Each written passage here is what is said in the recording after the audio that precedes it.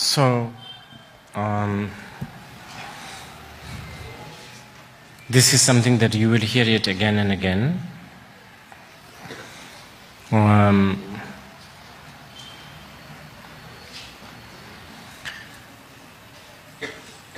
And you have to, and it is a necessity to hear it again and again. And that is to make a path, a spiritual path, any spiritual path actually, especially the path of the Buddha.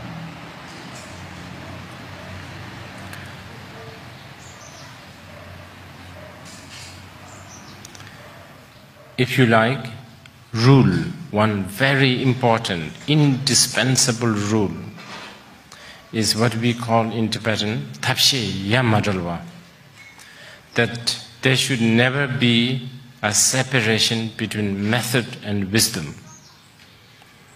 Method and wisdom should never be separated. This is the rule, if you like, the fundamental rule.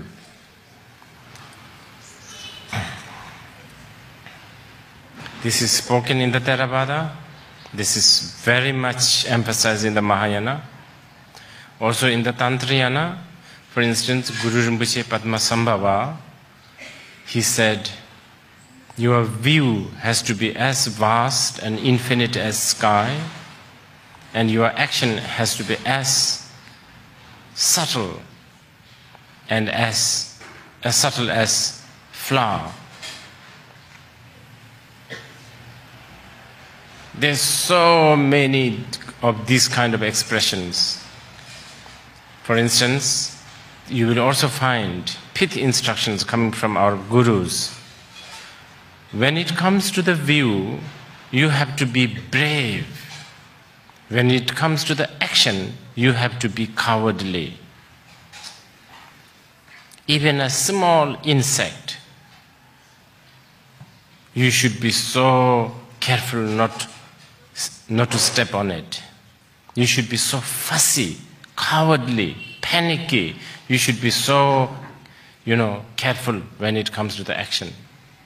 But when it comes to the view, you have to be really broad-minded and open-minded and go out of the zone.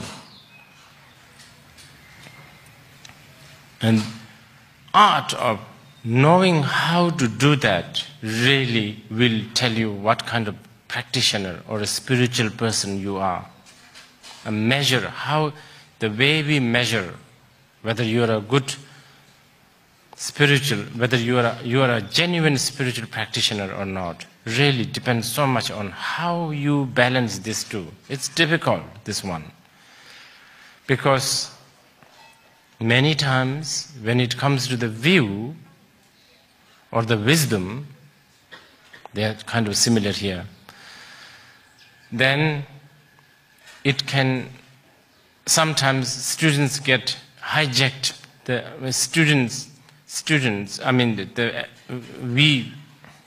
not just students, just generally, methods can hijack the view.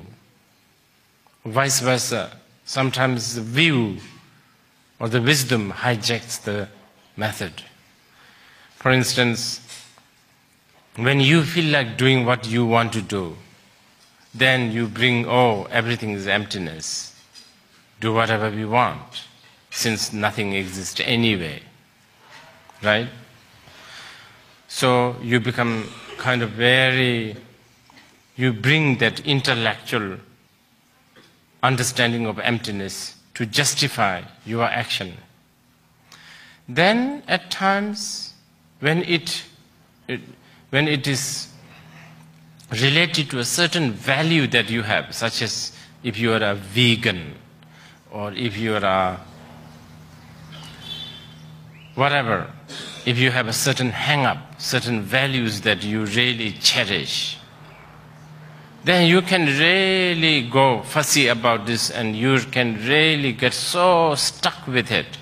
And you impose that upon others and make your life miserable and others' life miserable also. This is all the sign of not being able to balance the wisdom and the method, view and the action.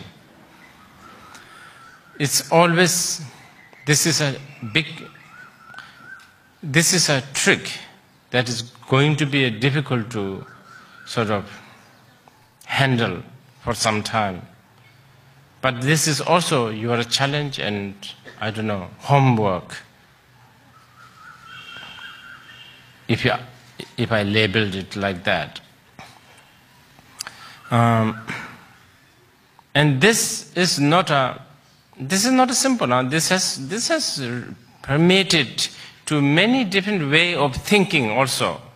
Even, for instance, like many times you will meet these people who love to do,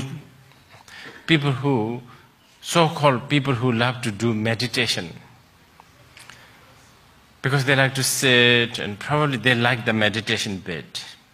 So they tend to overlook all the hearing and contemplation.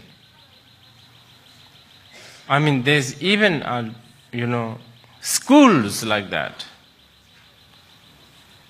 There are schools like that. I would, if I categorize, this is a big generalization, of course. I would say the Tibetan Buddhism today probably is being, certain part of Tibetan aspect of Tibetan Buddhism, especially the younger generation, they're becoming very attracted to the pursuit of the wisdom, intellectually, of course. So you see lots of monks, geshes, khenpos, all they do is study. And they're so good at it. Study, argue, commentaries, reread the commentaries, analyze. And they're around 50. Still analyze, read, study, translate, footnotes. Then they're 60. Still do that. Geshes. I'm being, actually, geshes, when the title geshe, the general expectation of the Tibetan people is someone who's learned. See, someone who's learned. And that's respected, that's cherished, that's the trend. Most of these geshes, khenpos, monks, hardly they sit and meditate. And in fact, they kind of develop this attitude that they even say things like, without the meditation, without the hearing and analytical and critical studies, what is, meditation is pointless. It's like without the hand and feet trying to climb a mountain. That's what they always say. So there's that kind of people. Then you can go to places like Bhutan or some parts of India, especially the rural places like Bhutan, like East Bhutan. You see lots of yogis. And they are always doing retreat, meditation after meditation, so many. But many of them, they don't have a good understanding of the basic Buddha Dharma.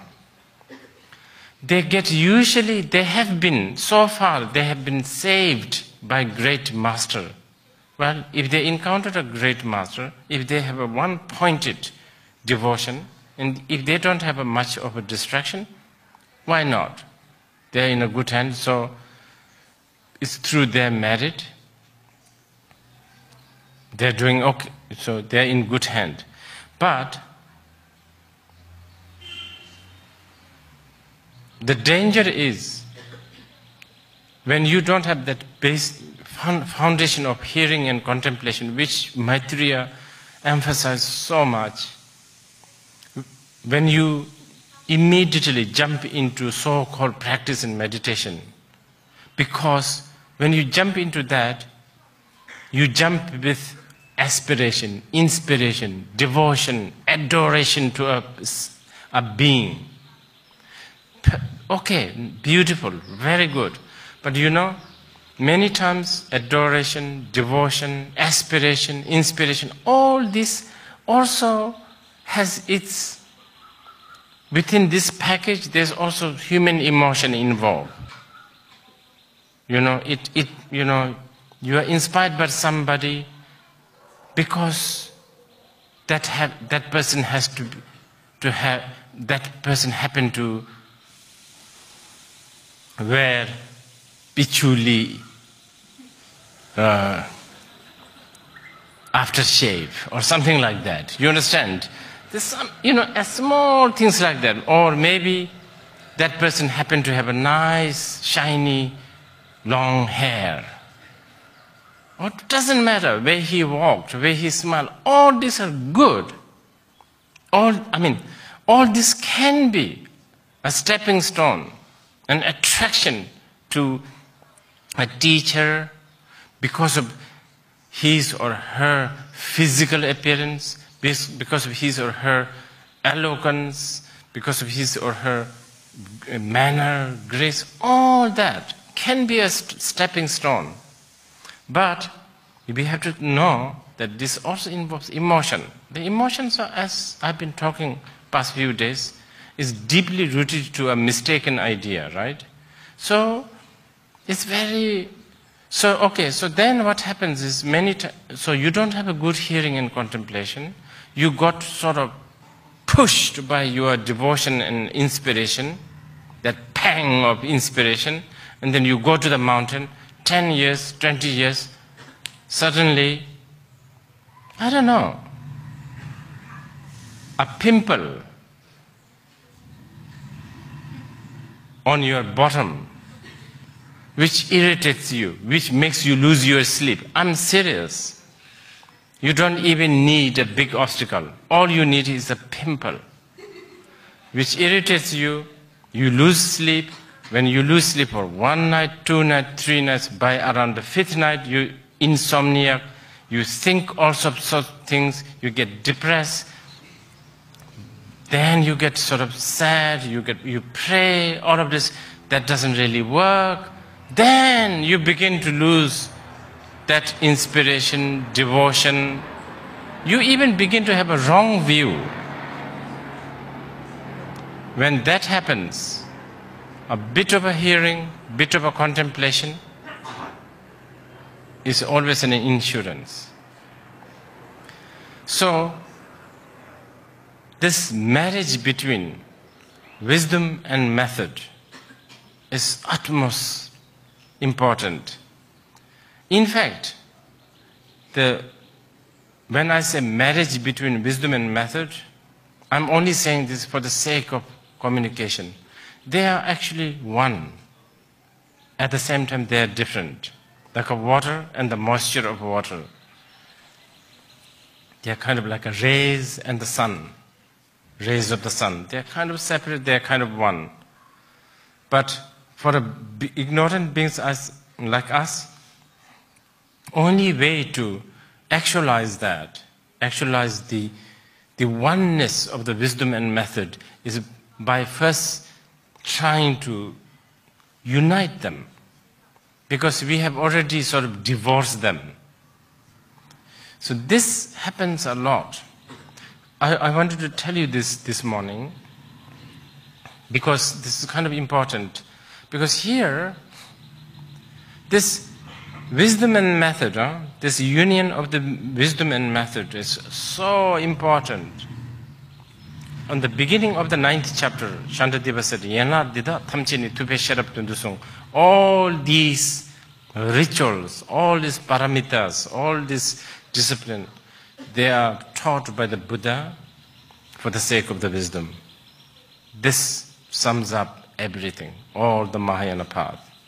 Okay, now I will give you some sort of more logic why it should be like that.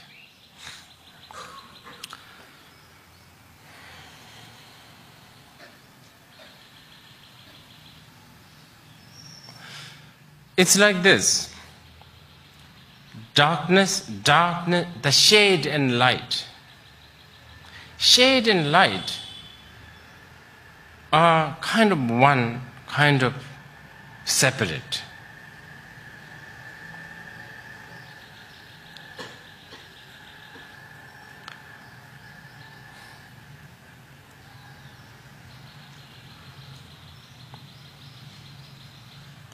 So this is what's called jidamni yerme, the ground.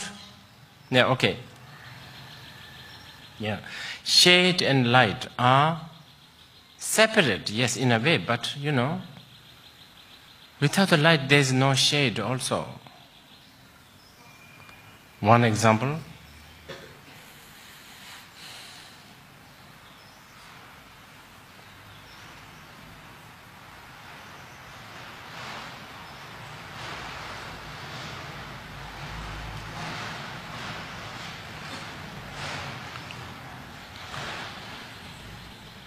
The truth, something called truth, the real, the truth, and the non-truth are also in union. I don't know whether you understand this, but these two are not a separate entity. They are kind of one. They're one. Like the dark and the shade and the light.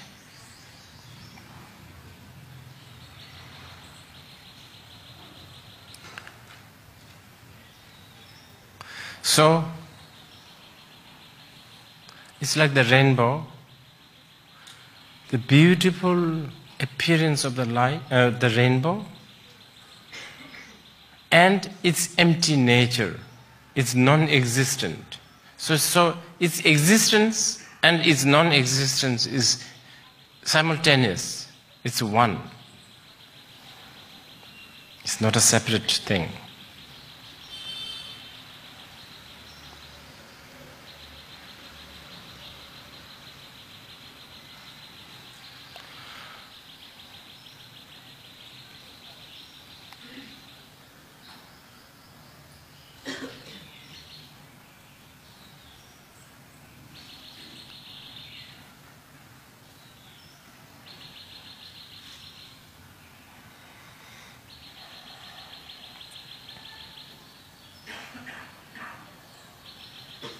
Like a dream. As you dream, the non-existence of that dream and the story of the dream is simultaneous.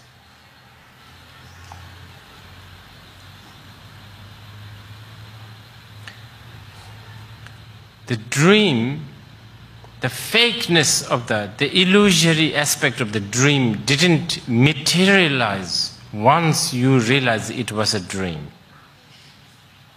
Even as you dream, it never existed. Otherwise, how couldn't you dream an elephant inside your room, for instance? It won't even fit in your door.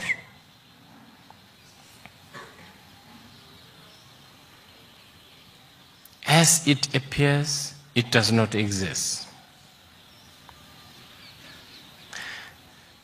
That's how things are. Everything, what we see, what we hear, what we taste, everything. All these things,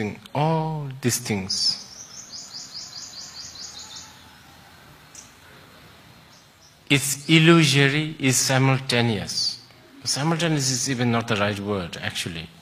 Because simultaneous indicates there's two entities. It's just one. Like the scarecrow, like all the optical illusion, like the echo. There is a sound, there is a voice talking back when you hear an echo. But there is nobody talking back, and that is one. This is the complicated part, okay?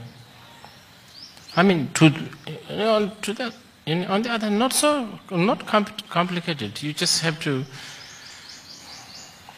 get used to this logic.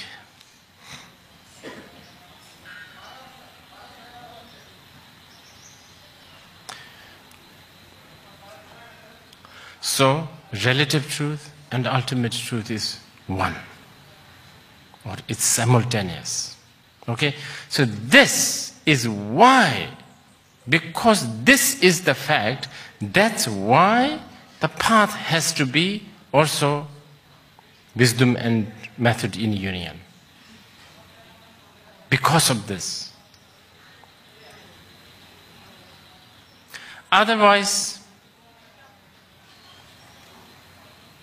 path is faulty. There is a fault. The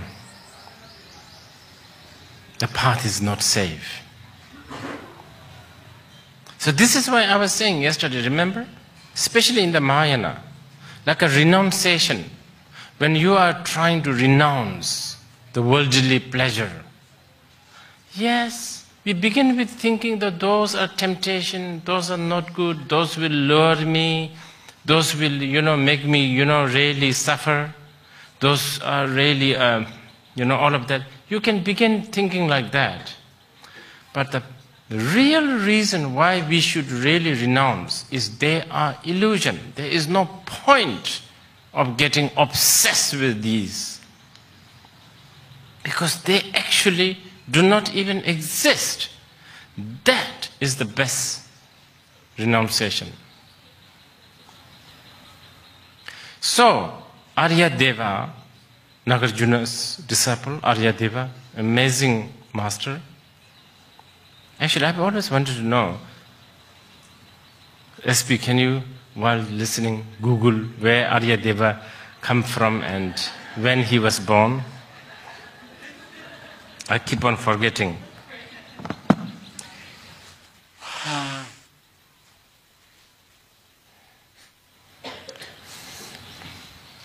It's a little bit mystical, the Aryadeva. It's a little bit mystical. Yeah? Oh, yeah. Do you want to also check that? Whether he would vote for Modi or whether he would vote for someone. What's his name? Kejriwal or something like that, yeah.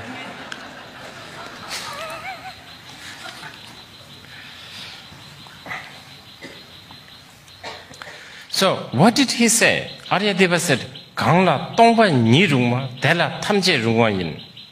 For someone who can accept shunyata, the wisdom, for this person, everything is acceptable as a path. So for this reason, Mahayana has the confidence to pick up a tissue, a napkin paper, and think, this is 100,000 flowers, 100,000 incense, 100,000 prostration, and then throw it. Because the reason is,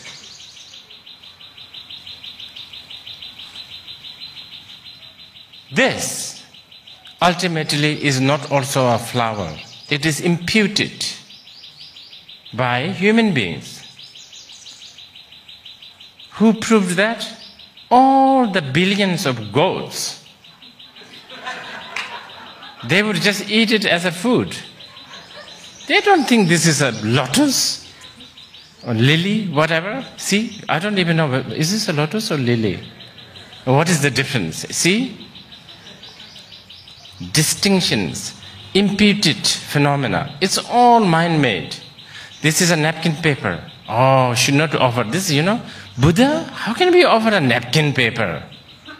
Lotus. Because, the Indians, they love lotus for whatever reason. The lotus is such a big deal. It has now become a political symbol also. And, even supposedly, even this, right? Supposedly it's a lotus bud, all that. And that is now being bought by Tibetan And of course it's now being bought by the Goan hippies, which then gets exported to California, Cape Town, Byron Bay, Woodstock, all of that. This is the reason. Okay, so if you think that, lotus is the proper offering substance, not a napkin, what's happening? You are divorcing wisdom and method. Your path is becoming narrow. On the day when you arrive on a lotusless land, and on the day when you walk, when you are stuck in a napkin factory for months, you will have nothing to do. You will be so stuck. You will not know how to practice because you don't have the key to combine. You don't know the union of, wisdom and method. Okay? Aryadeva was a disciple of Nagarjuna and author of several important Mahayana Madhyamika texts. He is also known as Kanadeva, the 15th patriarch in the Zen tradition. He's what? He's known as what? Kanadeva. Kanadeva, yes.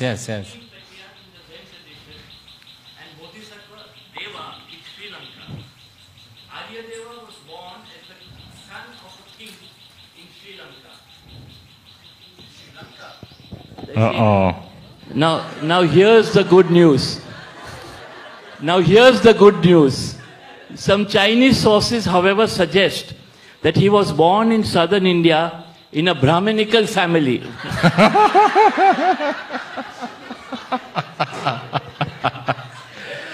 According to Geshe Nawang Dakpa of Serajay Monastery, he was an Ayurvedic medicine doctor monk, just like Ashwagosha and Nagarjuna. Yes. He was a student of Nagarjuna, all the same thing again. According to Drikung Kagyu school of Tibetan Buddhism, Garshen Rinpoche is the current incarnation of Aryadeva.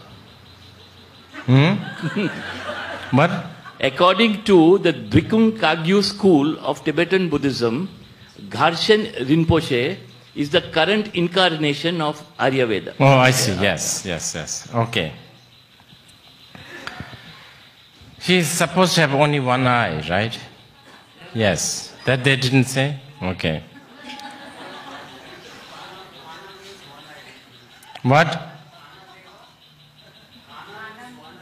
Oh, yeah? Oh. Anadeva. Okay. One eye. Yeah, he is supposed to have... Yeah. He was the one who defeated Ashwagosha. Ashwagosha was one of the great... we call him... nowadays we use the word... what?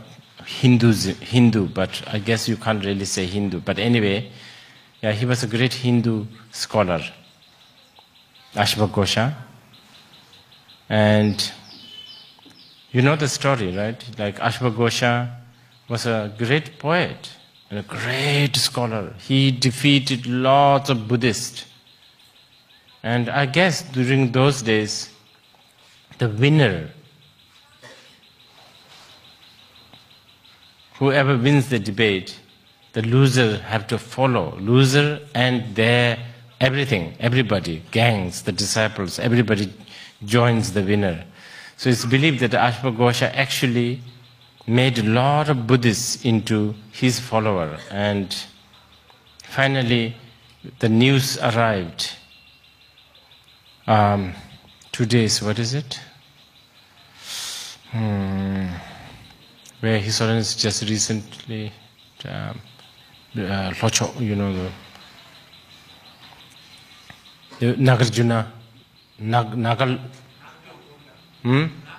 Nagpur, yes, from Nalanda, because finally Ashwagosha came to the great University of Buddhism, Nalanda, and everybody was scared. Okay, he's going to win the debate.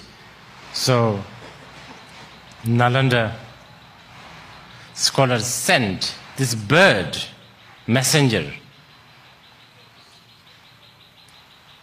I think pigeon, yeah, and to invite Nagarjuna, but Nagarjuna thought Arya, he doesn't have to go there to defeat Ashvaghosha. So Arya Deva went. Arya Deva was sent, and Arya Deva went to Nalanda, had a long debate. Arya Deva won thoroughly, but Ashvaghosha was beginning to break the rules, because instead of joining the winner's school, he wanted to jump into the Ganges and kill himself. So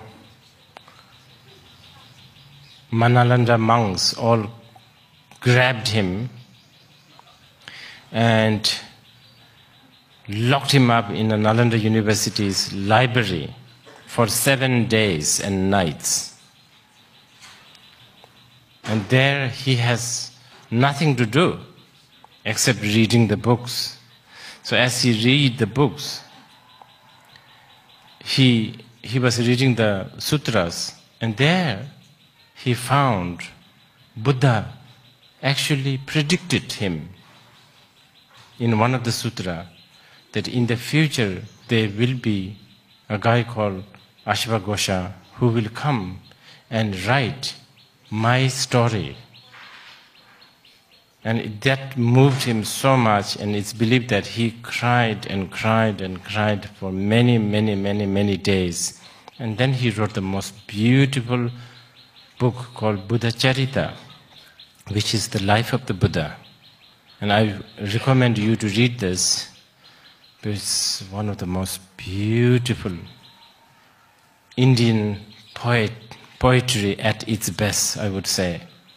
It's just so beautiful. And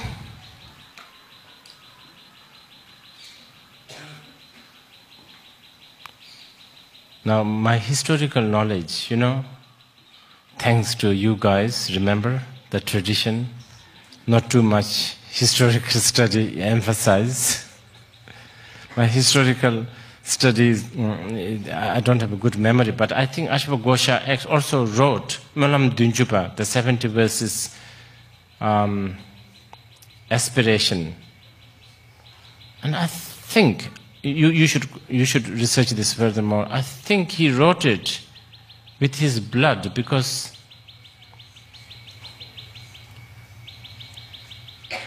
later he became a renouncant and hermit, and on the way back from the begging arm, he saw this hungry leopard and leopard family, and he had so much compassion. He poked his own body and let the animals lick the blood. And then he went back to his hermitage, and by then he was losing lots of blood, and he had to rest a lot on the way. And using the blood, he wrote on where he stopped for a rest, he wrote verses in praise to the Buddha and his deeds. And I think on the 70th verses, all the blood, exhausted, and he died. Very, very, very. Anyway, that's Arya Deva's disciple. Okay, so I wanted to tell you this because some of you may think, all this, bath, incense, flower, rituals, all this kind of, and also the coming, confession, rejoice, asking the Buddhas to turn the wheel of the Dharma, asking them to live long, all this sounds very religious and very theistic. Yes, but if you join them, if you unite with the wisdom, then it becomes a perfect path. And it becomes the Bodhisattva Yana path. Okay.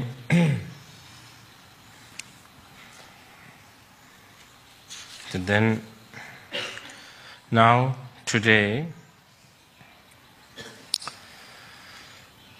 a little bit more. Actually, I think we could finish, hopefully, the 4th chapter this time also. So now, this precious bodhicitta, the vehicle of the wisdom and the method, now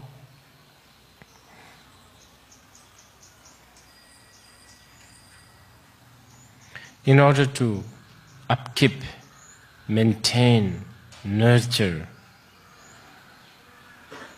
stabilize, we need to apply bhagya. Bhagya is carefulness. We have to be cautious. Okay, here we are beginning to talk about mindfulness now. Mindfulness in its most extensive way.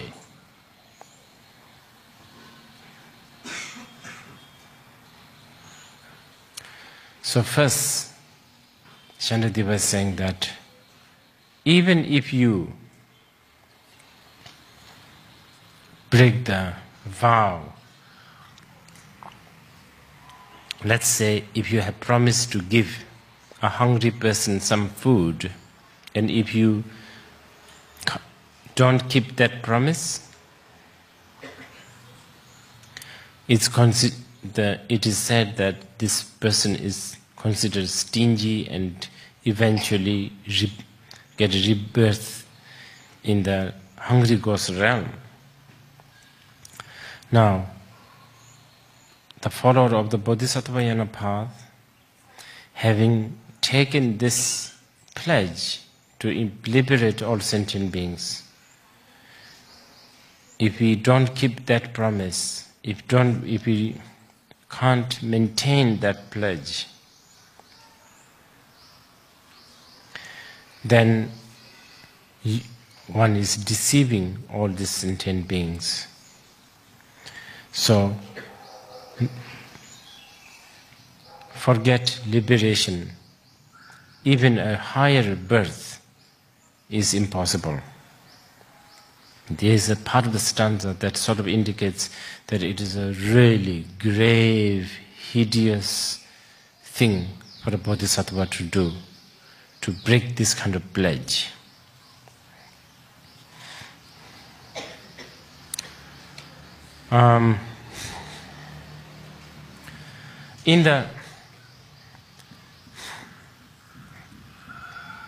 This in itself has some point that I should tell you. Like in the Sharvakayana, like let's say Theravadan monk, that there are 4 grave, hideous things they can do, which if they do, then they break the vow. They disrobe.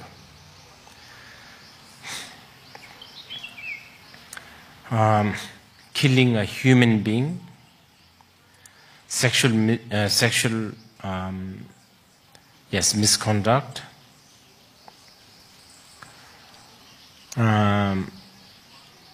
stealing. Now, I will not go through all the details, because that if you talk about details, each and every one of them has so much criteria. And then what we call michulamizun. It's a lie, but it's a very big lie, like claiming you are incarnate, you are a God, you are a savior, basically deceiving lots and lots of people. So these 4 are like the most hideous thing that a monk can commit, and no more monk. Okay? Then For the ordinary people, in the Buddhist precept, the worst is killing. The worst. Killing. So, when we talk about code of conduct, there's always the worst thing that you can do. Okay? For the ordinary people, the lay people, the killing. For the monks, the four, vows that I just mentioned. Now, for the bodhisattva, someone who has taken the bodhisattva path, for them, even more hideous than killing and lying and deceiving and all that is actually giving up the bodhicitta. It's considered really, really, really grievous thing to do.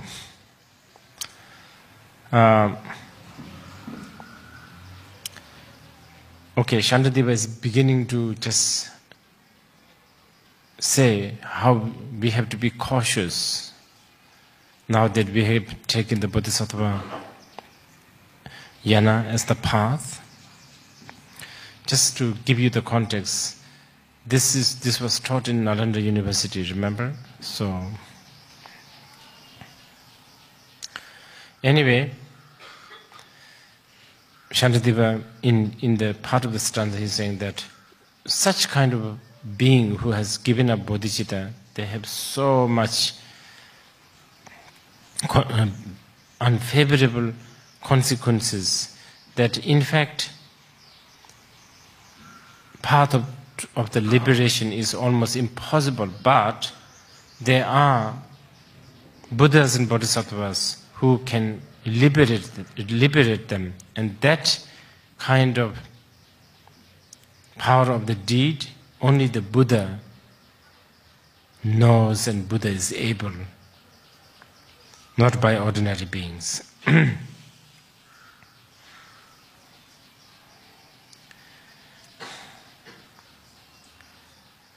Even if we harm one single sentient being, that could create so many pain and suffering and throw us in continuous rebirth in the samsara and destroy ourselves. Now, if we give up the bodhicitta, basically you are giving up the wish to benefit all sentient beings. So, what is necessary to say how grave this mistake is?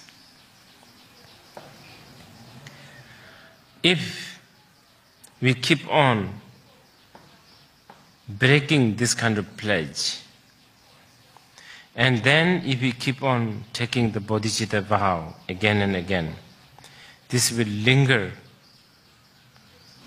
your path, and it will take long time to actually achieve bodhisattva attainment, such as the first bhumi.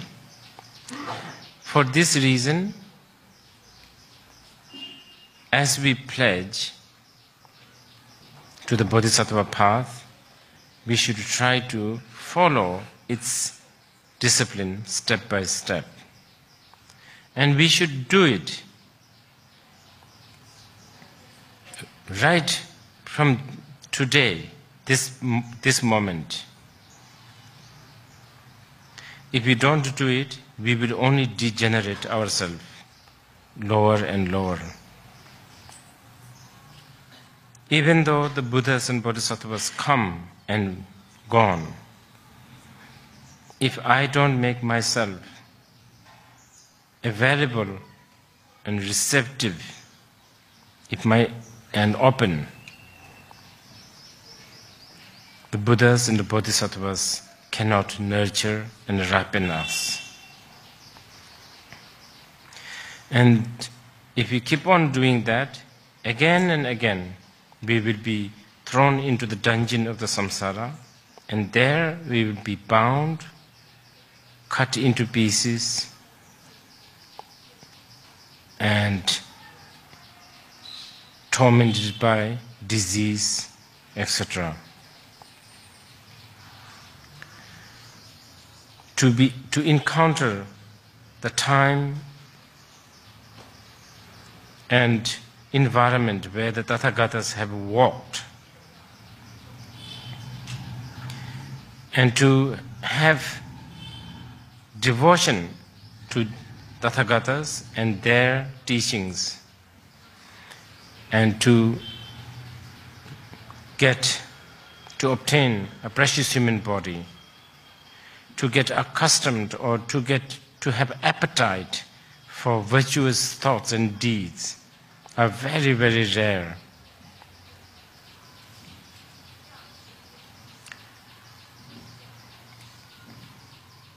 Judging from present moment's way of thinking and action, there is not so much cause for us to even obtain a precious human body in our next life.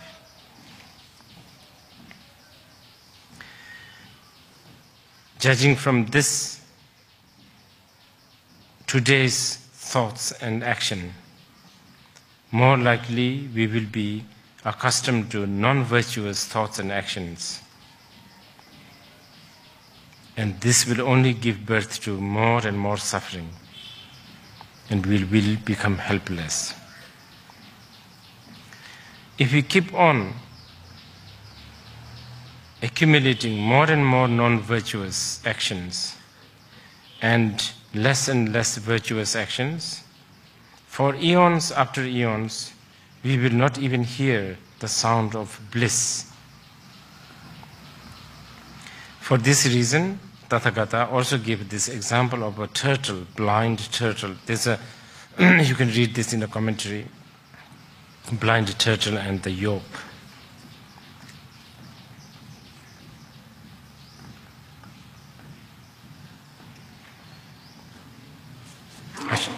Maybe I should give you some time to ask questions.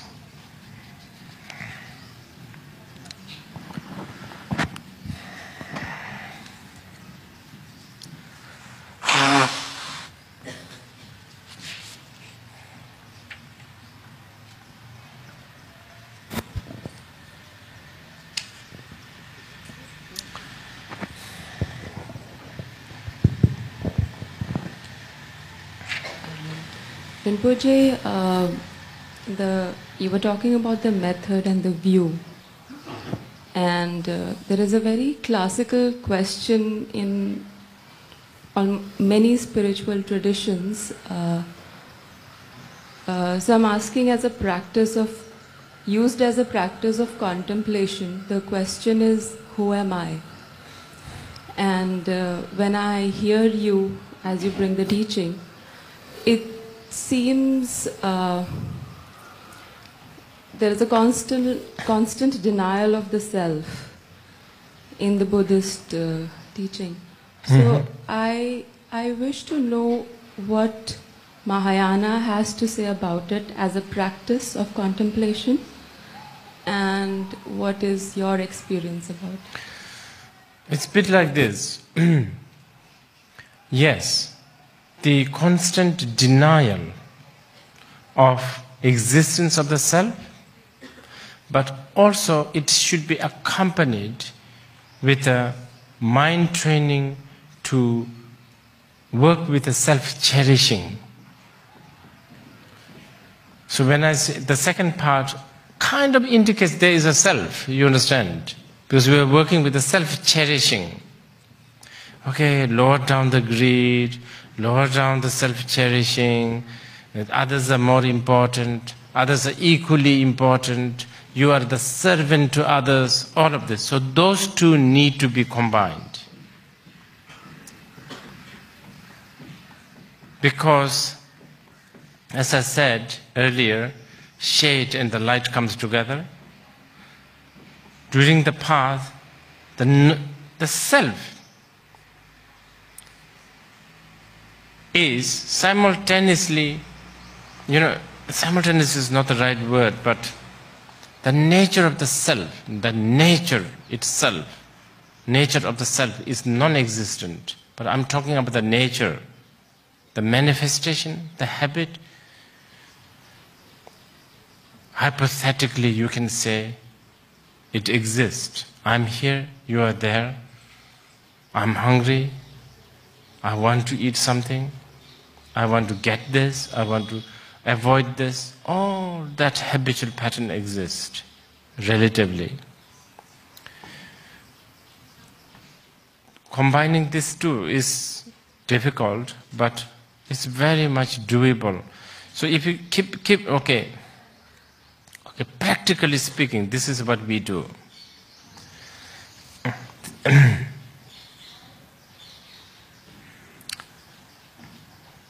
Okay, Mahayana.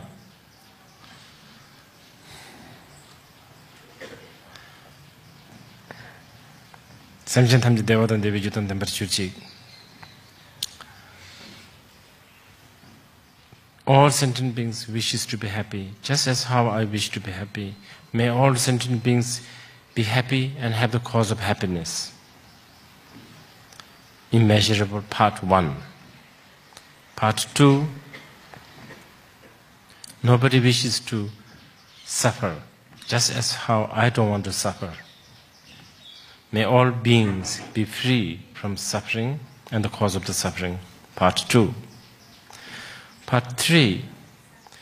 May all sentient beings never lose the joy of the absence of the suffering, which is like really working with the envy and the jealousy. Okay? So that's the part 3. Now, those 3 are more like a relative practice, relative bodhicitta. Then comes the last one. The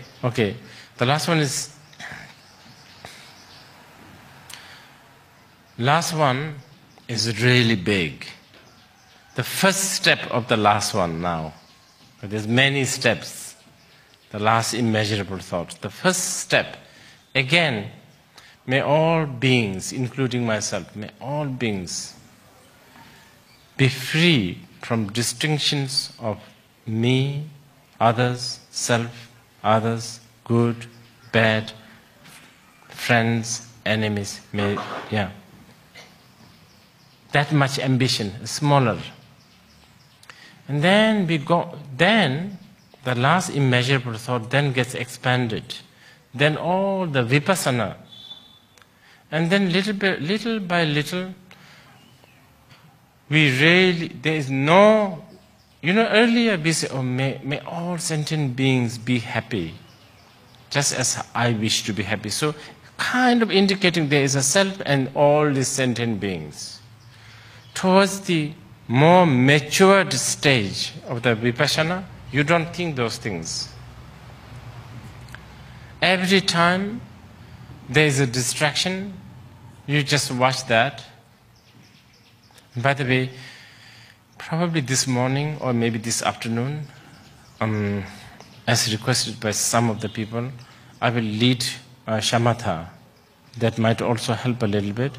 So basically, then you get used to the technique of doing nothing, thinking nothing, not fixating, no fixation. You really get used to no fixation, especially no fixation towards the self. When there is no more fixation towards the self, there is no self. Okay? Now that is through the practice. But before that, what we are doing now is hearing and contemplation. To back up that practice, so to speak. And the way we do is through analysis. Where is the self? Your form is not, your feeling is not that way. Okay?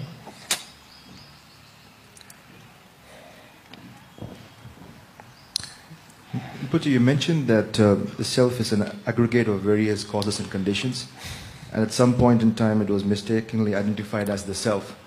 So is Buddha nature separate from the self? Or is that, you said it already existed, so is that permanent? It is separate from self.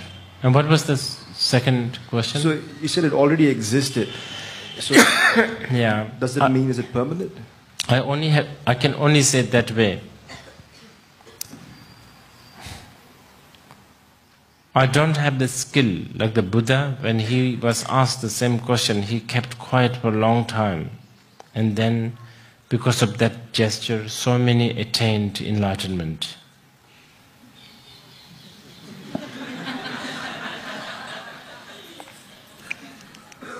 I just can't help but talk. And I'm sure if I keep silent, you won't be satisfied too. Even keeping silent is a gesture, actually. So we have to somehow use the words like it exists, is there, out of the lack of choice of words we are using. Did I hear you said, is it permanent? Yes. Yes. No, because it's not a thing.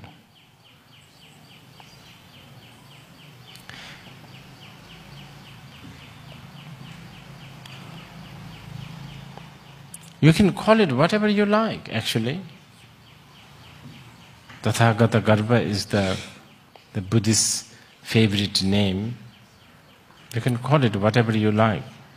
It's not a permanent creator.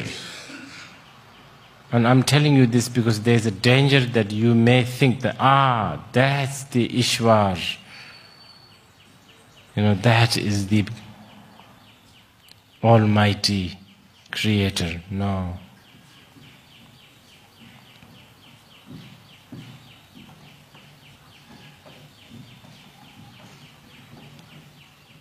Even though, I have to say, when I read the stories of Vishnu, metaphor is very, very, very close, very close. Anyone could read it and think that, it's the same thing. But I think there is a difference. Very subtle ones.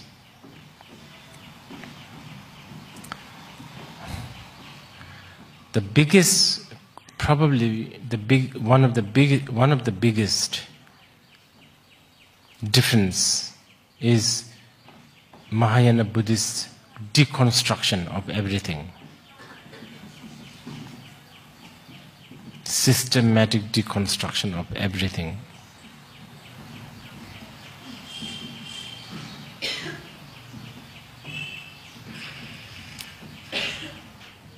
I was told that in the later part, Shankar Acharya kind of did the same thing, and some Buddhists a little bit, like that Shankara Acharya got it from the Buddhist, and he sort of stole some ideas, but who knows. Jain, on the other hand, is very unique. I don't know so much, but the little I know, it's really, really close. But some of the action of the Jain, the Mahayana Buddhists may not agree with, like practice of basically starvation until you end. The Mahayana people will think there is a lack of uniting the wisdom and method. Remember the famous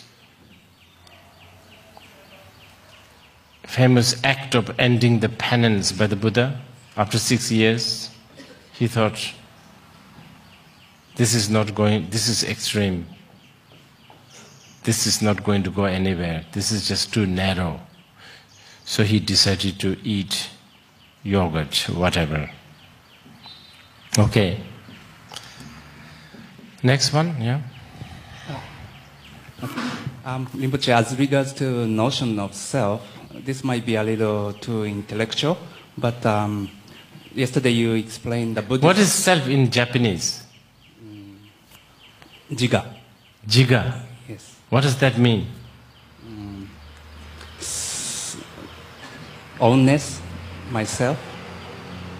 Wholeness? No, ownness, like... Ownness. Okay. Anyway, Yes. continue your question. You explained that the Buddhists only found the self as some components, the 5 aggregates or the skandha. Can you please explain in terms of 3 vehicles how the Theravada and Mahayana and Vajrayana, the intensity or the characteristic, how it transforms in terms of 5 skandhas? Yeah. Not so big difference. The only thing is in the Mahayana, Vajrayana, we don't need to involve this here. I mean, Vajrayana's way of thinking, well, okay, the Vajrayana, well, one big thing about Vajrayana is the 5 skandhas of the 5 Buddha family.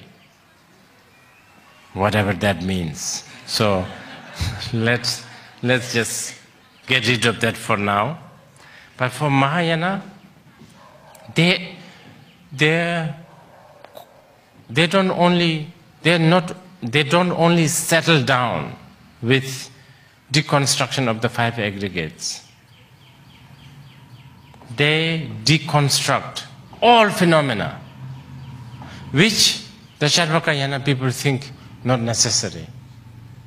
And in a way, why it is not necessary? Because the Charvakayana's aim is to be enlightened.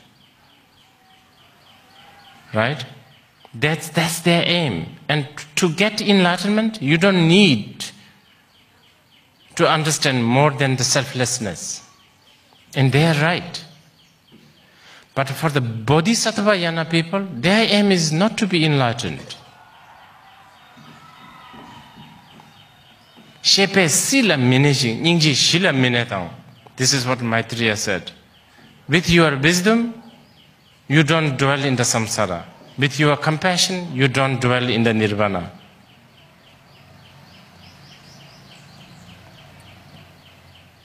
Bodhisattva's aim is of course not to stay in the samsara, but also not to dwell in the nirvana. So it's a much grander view. So for that reason, deconstruction of everything,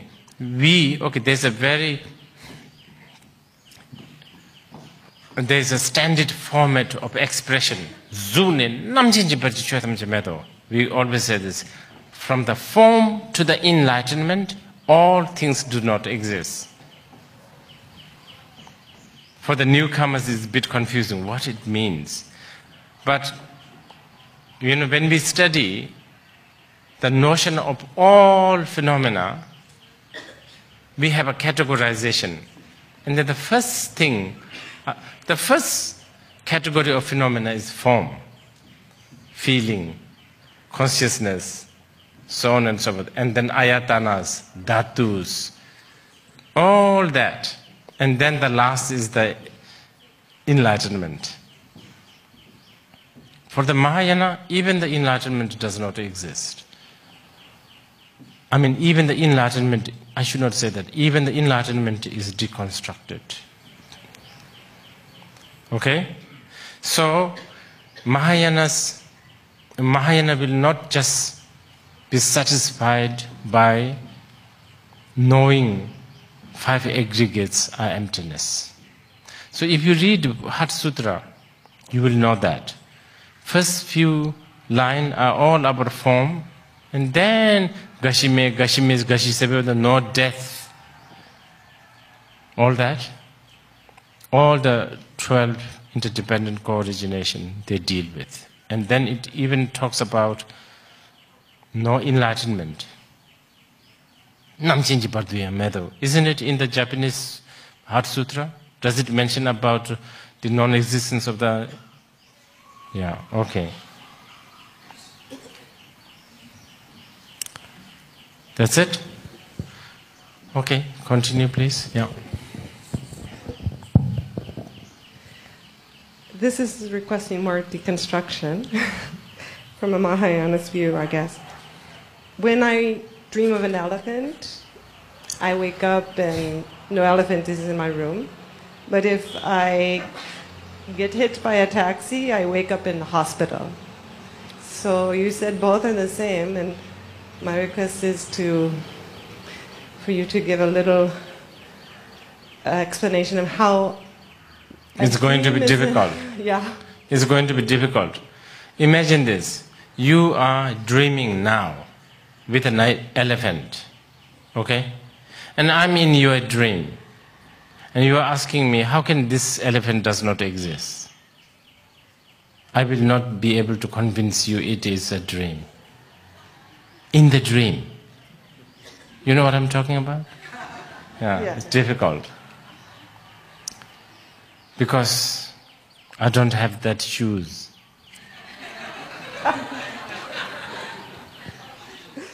And I don't know whether you are prepared also. Very difficult. Because it's so real. So real. Yes, you are right. You are in the hospital. You have witnessed. There's a doctor, there's a nurse. How can I do not exist? But so is in the dream. You have so many witnesses. Once in a blue moon, when you fall from a cliff in the dream, suddenly you realize, oh, this may be a dream, right? Does it happen to you? That, by the way, is a very good example for the yogis. We call it experiential perception. For the yogis, after they practice a lot, let's say you are a CEO of Deutsche Bank, but you practice and practice. After a few years, it could hit you. In the middle of a big conference with other CEO, you think, oh, is this real? Yes. Around that time, you are poking a hole in your samsaric net. And then, just to continue, because it may be useful for you, then initially, people will think you are strange. But if you keep on being courageous, and keep on practicing, what will then happen is you will be matured. More and more you realize that this is all complete joke.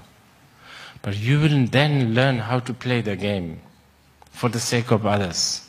And you will be the best CEO of they will think that you are the most ambitious, most on time, most pain in the neck boss. You are so good at what you are doing. But one day somebody come to you and say, hey, for the benefit of about 200 people somewhere in Istanbul, you have to quit this job. You won't even blink. Because for you, it means nothing. If there's some other benefit happening more than CEO job, you just drop it. Then you have become quite okay. You are free. Very free. Anytime you'll drop anything. So, around that time, you will, if it is for the benefit of sentient beings, you will never know how to say no. Even it means becoming a big mafia boss or something. You will gladly take it. You will have no principles. Your only one principle is to benefit sentient beings. And you may have been, for 40 years you have been a vegan. But if it is benefiting sentient beings, you may have a campaign pro-McDonald's campaign. You may lead that campaign. Because all this means nothing. It's all a child's game.